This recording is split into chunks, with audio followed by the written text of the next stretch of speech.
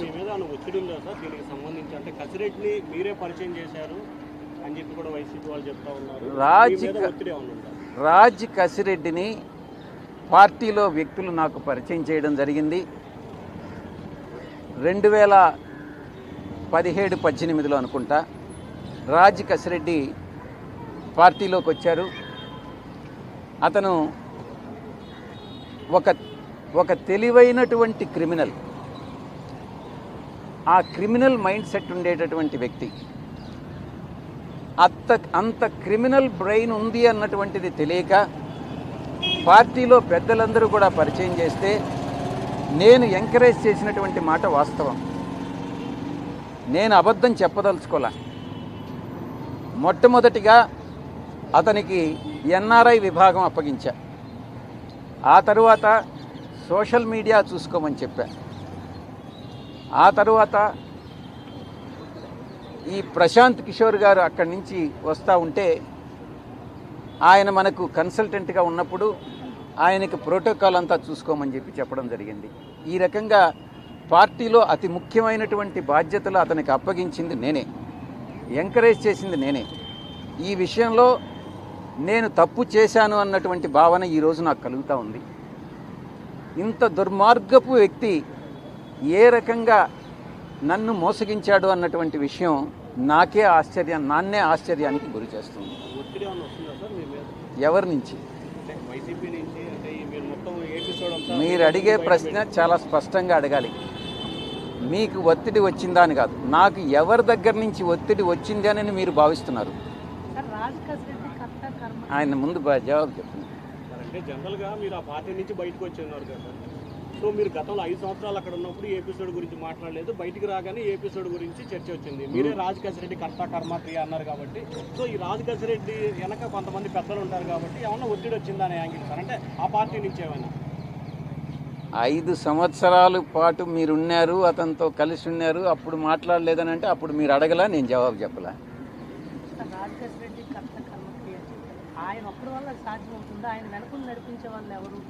మీకు తెలుసు రాజ్ కసిరెడ్డి వెనక ఎవరైనా వ్యక్తులు ఉన్నట్టు మీకు కానీ తెలిస్తే నాకు చెప్తే నేను కూడా సంతోషిస్తాను.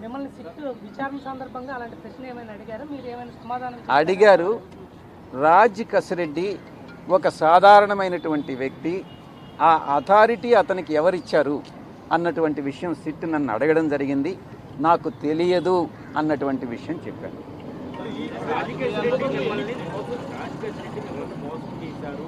నన్ను మోసం చేయలే, పార్టీని మోసం చేశాడు, ప్రజలను మోసం చేశాడు. నాకు వ్యక్తిగతంగా అతను చేసినటువంటి మోసం ఏమీ లేదు.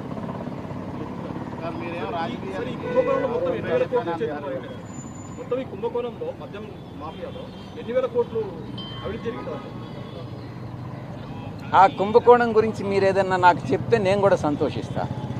మీరు చెప్తున్నారు కదా కుంభకోణం. ఈ ప్రశ్న రాజ్ కసిరెడ్డిని వేయాలి. మీరు ఆయన దగ్గర సమాధానం తీసుకొని నాకు కూడా చెప్పండి.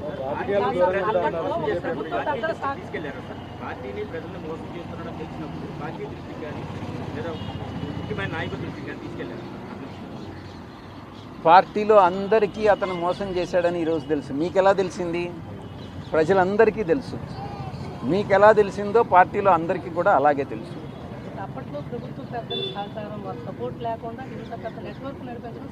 మీరు అడిగిన క్వశ్చనే మళ్ళీ అడుగుతున్నారు. మీరు అది నాకు తెలియదని నేను చెప్పాను. మీకేదన్నా తెలిస్తే ఎవరు ఈ అథారిటీ ఇచ్చారని మీకేదన్నా తెలిస్తే నాకు కూడా చెప్పండి, సంతోషిస్తాను.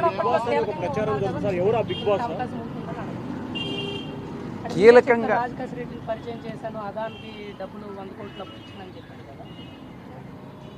పదే పదే మిత్రులందరూ కూడా, పాత్రికేయ మిత్రులు, ఒక్క విషయాన్ని చాలా స్పష్టంగా చెప్పదలుచుకున్నా.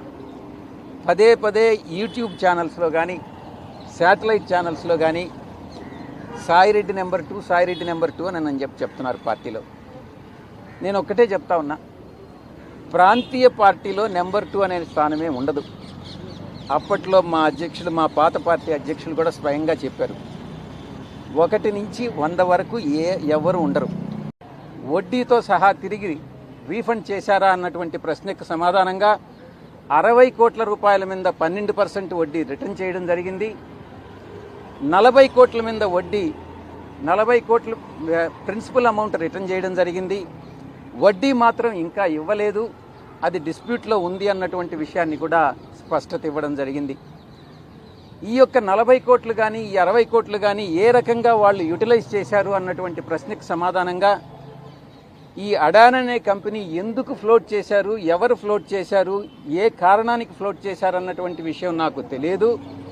ఇది రాజ్ కసిరెడ్డికి సంబంధించినటువంటి నేను లోన్ మాత్రం ఇప్పించాను. ఆ కంపెనీలు ఏ రకంగా ఈ ఫండ్స్ను యూటిలైజ్ చేసుకున్నాయి, ఏ రకంగా దాన్ని రీఫండ్ ఇచ్చారు అన్నటువంటి విషయం రాజ్ కసిరెడ్డి మాత్రమే చెప్పగలడు. నేను సమాధానం చెప్పలేనటువంటి ప్రశ్న అన్నటువంటి దాన్ని నేను వివరంగా చెప్పడం జరిగింది సిట్ అధికారులకి. ఇక ఇంటర్ స్టేట్ అంటే ఒరిస్సాలో లిక్కర్ కొని తమిళనాడుకు మనం ట్రాన్స్పోర్ట్ చేస్తున్నాము. ఒరిస్సాలో సెల్లరు, తమిళనాడులో బయ్యరు ఉన్న రీతిగా ఒక ఏదైనా ట్రాన్సాక్షన్స్ ఆంధ్రాలో ఎంటర్ అయిన తర్వాత ఆ యొక్క సరుకుని డైవర్ట్ చేసి ఆ ఏదైతే డిఫరెన్స్ ఉంటుందో డ్యూటీలో అది సేవ్ చేసుకొని ఈ రకంగా ఏదైనా సేల్స్ డ్యూటీ లేకుండా పెట్టినటువంటి ఏదైనా సేల్స్ ఉన్నాయా అన్నటువంటి విషయానికి నేను ఏ రోజు కూడా లిక్కర్ సేల్స్ విషయంలో కానీ లిక్కర్ విషయంలో కానీ మొట్టమొదటి 3 నెలల తర్వాత నేను జోక్యం చేసుకోలేదు అన్నటువంటి విషయాన్ని చాలా స్పష్టంగా చెప్పాను. ఇవన్నీ కూడా రాజ్ కసిరెడ్డి మాత్రమే వీటికి జవాబు చెప్పగలడు. నేను చెప్పలేనటువంటి ప్రశ్నలు అన్నటువంటి విషయాన్ని చాలా స్పష్టంగా చెప్పడం జరిగింది. ఇక 4వ అంశంకి వస్తే ఇక్కడ లోకల్గా ఉన్నటువంటి రాజ్ కసిరెడ్డి ఒక 3 కంపెనీలని పీవీ స్పిరిట్స్ ఇంకొక 2 కంపెనీలని లీజుకు తీసుకొని దానిలో ఉన్నటువంటి టైం కానీ మిషనరీ కానీ లీజుకు తీసుకొని దాంట్లో కొన్ని కొత్త బ్రాండ్లను ప్రొడ్యూస్ చేసి ఆ ప్రొడ్యూస్ చేసినటువంటి బ్రాండ్స్ని బెల్ట్ షాపుల ద్వారా డ్యూటీ లేకుండా అమ్మడం జరిగిందా అన్నటువంటి దాన్ని ప్రశ్నించడం జరిగింది. ఇది రాజ్ కసిరెడ్డి బదులు ఇవ్వాల్సినటువంటి అంశం. నాకు ఈ విషయంగా ఏమీ తెలియదు అన్నటువంటి విషయాన్ని చాలా స్పష్టం చేశాను. ఈ 4 ప్రశ్నలకి సమాధానం చెప్పిన తర్వాత అధికారులు తృప్తి పడ్డారన్నటువంటి విషయాన్ని నేను భావిస్తూ ఈ యొక్క మరి ఫ్యూచర్లో భవిష్యత్తులో ఇంకా ఏదైనా ప్రశ్నలుండి నేను సమాధానాలు చెప్పాల్సినటువంటి అవసరం ఉంటే నేను మళ్ళీ తిరిగి వస్తాను, మీరు ఎప్పుడైనా పిలవచ్చు అన్నటువంటి విషయాన్ని తెలియజేసుకుంటూ ఈరోజు